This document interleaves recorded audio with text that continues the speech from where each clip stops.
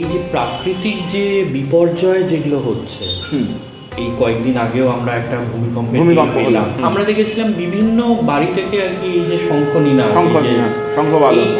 কেন বাজানো হয় এই ধরনের প্রাকৃতিক? এরও দুটো কারণ আছে। আমি প্রথমে যেটাই সবার আগে গুরুত্ব দেবো সেটা হচ্ছে এটা সবাইকে জানান দেওয়া হয়। অনেকে তো হয়তো বুঝতে পারেননি। রিসেন্ট আর্থকোয়েকটার আমি আমার ব্যক্তিগত অভিজ্ঞতা বলি। আমি একটি বিশেষ পুজোয় বসেছিলাম, সেই জায়গাটায় প্রায় ৬-৭ প্রজাতির বিদেশি পাখি আছে। আমি নিজেই বুঝতে পারিনি। কখন বুঝলাম? যখন পাখিগুলো প্রচণ্ড চিৎকার করা শুরু করলো। আমি তখন আমার পাশে একটি ছেলে দাঁড়িয়েছিল, তাকে বললাম যে এই পাখিগুলো এরকম ডাকছে কেন দেখতো। ও দেখে এসে বলল না ওদের তো কিছু হয়নি। তারপরেই শুনছি কয়েকজন মোবাইলে দেখেছে, তারা বলছে ভূমিকম্প হয়েছে। তাহলে ওরা কতটা বোঝে?